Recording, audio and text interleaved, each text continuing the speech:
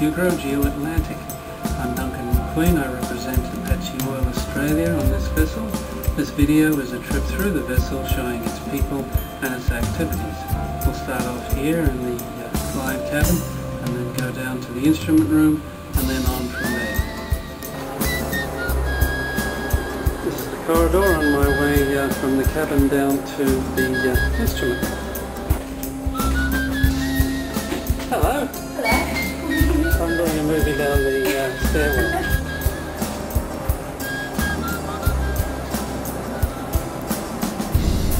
Hello, welcome to the Geo Atlantic.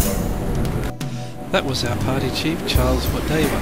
Here are the shot screens on the observer's station. The left one is the shot going off and the right one are the shot plots. Moving from the observer station down the instrument room, you have on the right hand side there behind the glass screen is the hardware and computers with their own air conditioning. Here in navigation we're looking at the coverage screens. Here is infill, we're shooting infill. Here are the other screens with feather and other such statistics.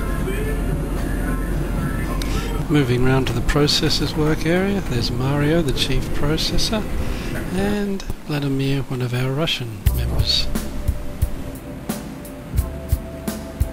Hello, this is our part of the Geo Atlantic. This is the client office. Our partner in crime, Chris White, who QCs the navigation part of the program. Say hello, Chris.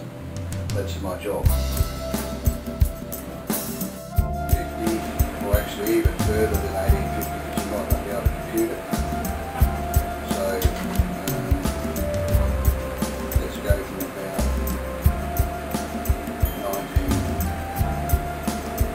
1970 up to the other side, I think. Here we have Ed Campbell, our medic in the hospital, and he will now describe one of the new pieces of equipment that we have. It's a 12-lead electrocardiogram machine. I have the ability to do external, non-invasive external pacemaking. We can also do automatic blood pressure, end-tidal CO2, and pulse oximetry. It's also an automatic electronic defibrillator. What's all this? Here's the captain and the chief mechanic having a meeting over coffee. I could not find the other ships. No, this is the other ship. 10 is ours with 6 of December is the last one.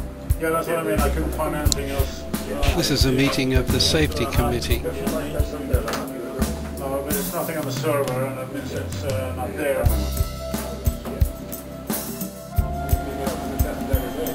This is a toolbox meeting prior to a workboat operation. They could actually then, the boat would go in a different direction again. The right way.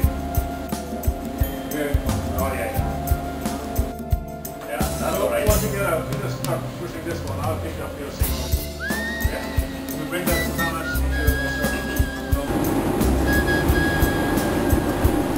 Here the workboat is being launched for, in this case, going to pick up some personnel from the Tanix 1.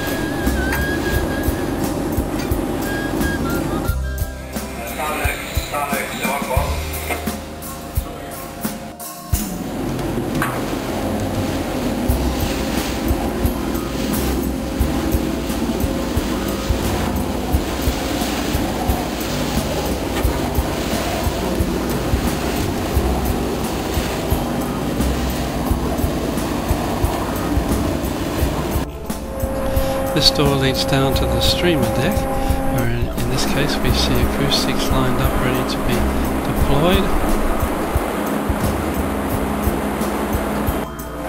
The crew are working on a bend restrictor, going through one of the tow points. These are the tow points for the 10 cables.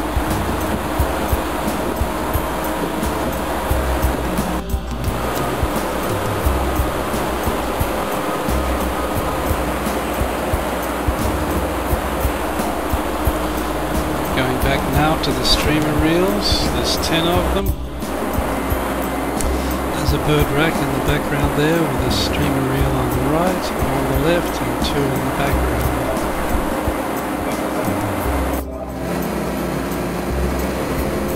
The Geo Atlantic was previously a fibre optic cable laying boat. This enormous tank, as they call it, is where the cable used to be stored. It's hard to tell the scale, but they're 44-gallon drums down there. And a basketball court. We are now on the gun deck. This is string 1 of the starboard array. Now it's morning and they're working here to bring in string 3 of the starboard source. The umbilical has been wound onto the reel here, while gun mechanics observe the sausage bullion guns coming in under lights.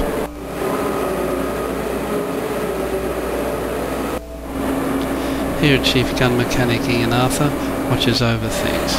He runs it from a remote system that he has around his waist. Here preparing for the barrow arm to winch the gun string up out of the water.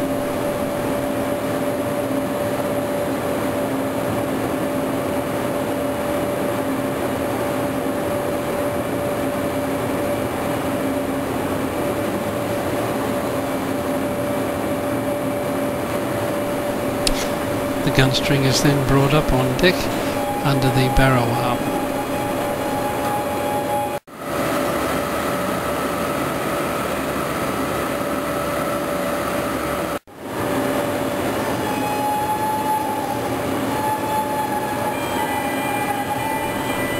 When it is safely up on deck, it will be ready to be worked on.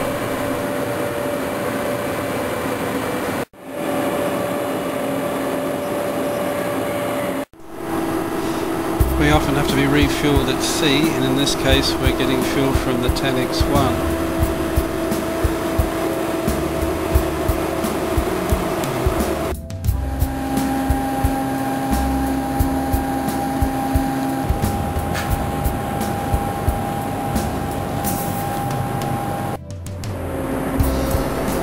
To get the separation that's required with 10 streamers, in this case 900 meters, requires an enormous amount of force being overcome on the outside streamers.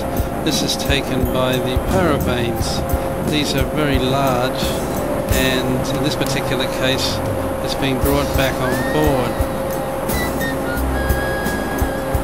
You see here that it's pulled up into this cradle.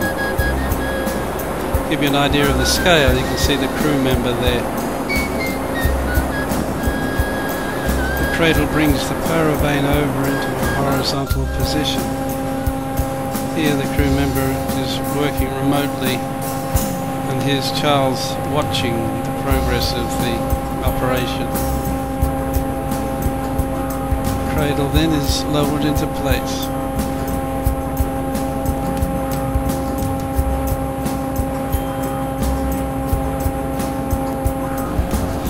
Here we have another workboat operation. In this case it's a man overboard drill. The crew muster at the stern of the vessel and watch out for the person that's fallen overboard.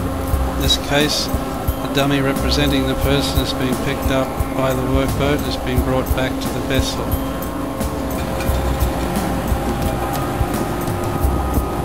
The workboat is then winched up the side of the vessel, and the patient is passed through a hatch to be taken care of by the medic.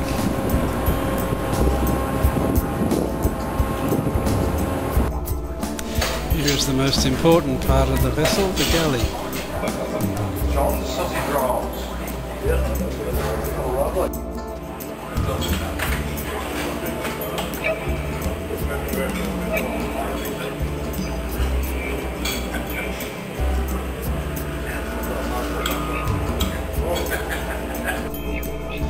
Here we have the very comfortable crew lounge.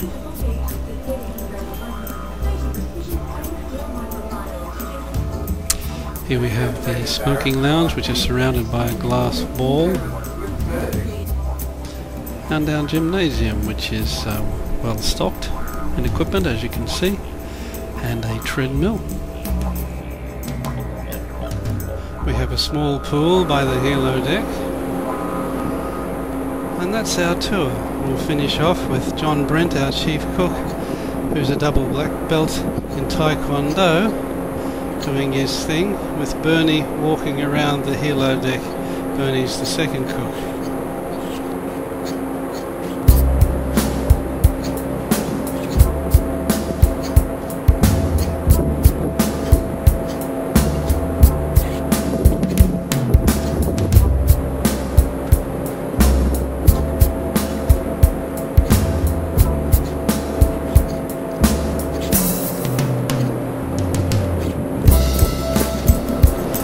Thank you and goodbye from the Geo Atlantic.